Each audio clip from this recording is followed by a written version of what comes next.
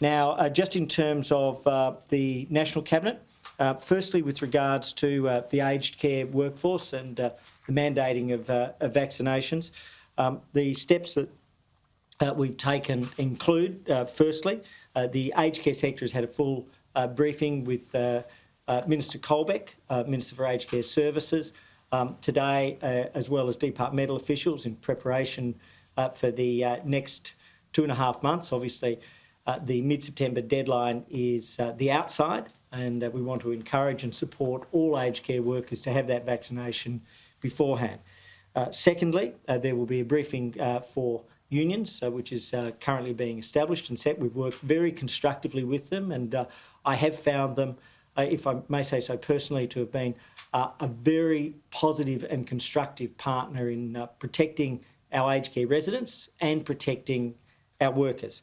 And then thirdly, we are also providing notice and information to all aged care homes.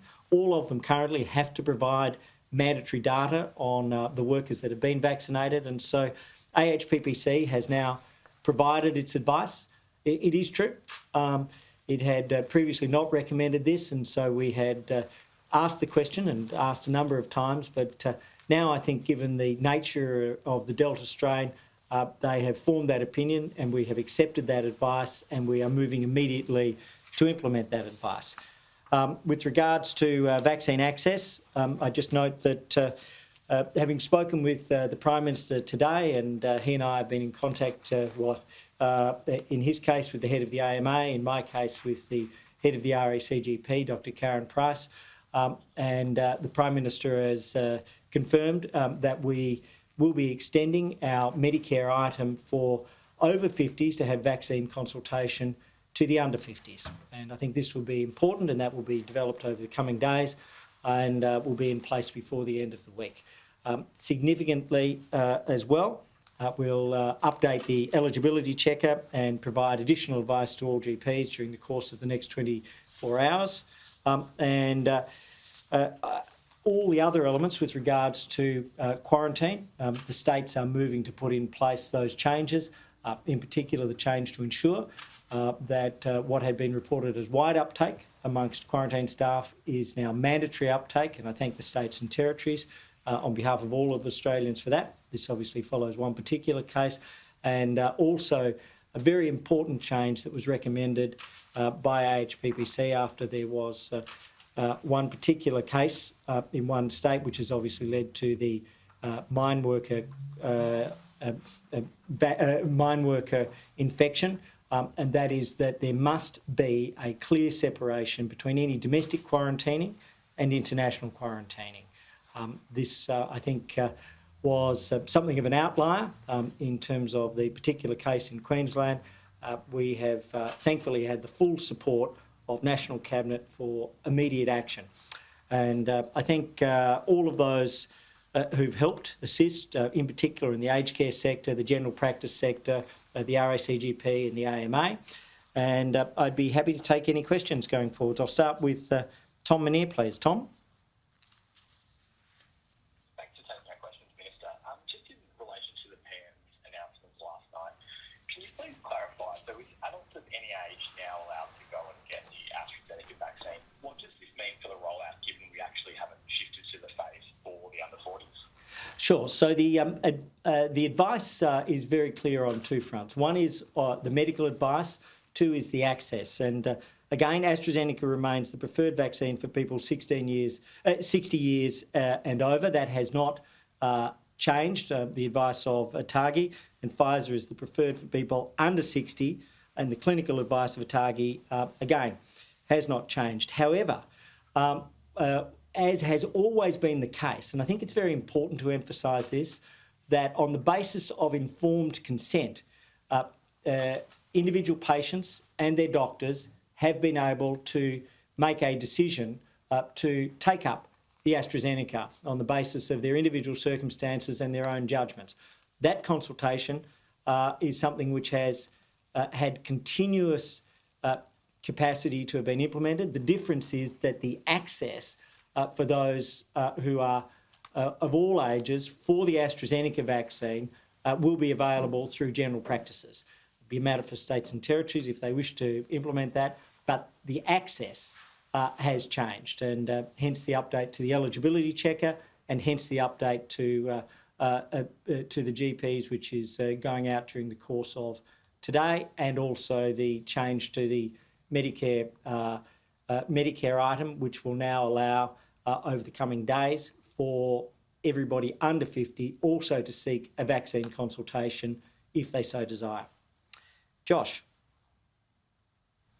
Yeah, thank you, Minister. Just following on from Tom's question, could you please go through exactly the indemnity changes that have been announced? Because you've said a number of times before when we've asked about Johnson & Johnson, Moderna, for instance, the government already offers indemnity for vaccines. So is this some new extra indemnity? Is this just a reaffirmation of the previous advice? And just on a related one, on the opening of AstraZeneca to have people under 40, some state premiers are saying this wasn't a decision of the National Cabinet. They're looking for more info. A lot of GPs are also saying they might not have been ready for it this morning. How did you arrive at this decision? Was the shift maybe a little bit too sudden for the night? Well, firstly, as the Prime Minister said last night, the National Cabinet noted that the Commonwealth will establish a COVID-19 professional indemnity scheme, and so the professional indemnity scheme was what was noted last night. There's no change to the medical advice. There's simply the opening of that access to those that are under it. And so that was printed last night, and that was also said by the Prime Minister. The approach on indemnity had always been a matter for the Commonwealth, and so the National Security Committee adopted that yesterday, and the National Cabinet noted it last night, as the Prime Minister said, and as was incorporated into the National Cabinet release. Sorry, I apologise, there was a second element you raised. Yeah, sorry, just I know it's a long question, I apologise. Just on the opening up of AstraZeneca to those under 40, some state premiers were saying that it wasn't a decision of the National Cabinet. No, sorry, that's just what I've... So that's what I've addressed in terms of the National Cabinet noted the Commonwealth will establish a COVID-19 professional indemnity scheme. There's no change in the medical advice. The access is something which is now available through the GPs, and that's what was raised and noted through the medical indemnity process last night. Okay, Claire. Thanks, Minister. Just picking up on a story today about a young woman who's had issues trying to transfer her quarantine from Sydney to Melbourne on compassionate grounds to be able to see her dying father. It seems that these cases only get resolved when there's a lot of media focus on individual circumstances.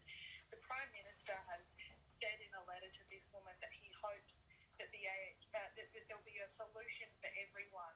Will you ask the AHPPC if they would consider solutions to more consistently dealing with these compassionate cases, particularly as more people who are returning from overseas, like this woman, are fully vaccinated?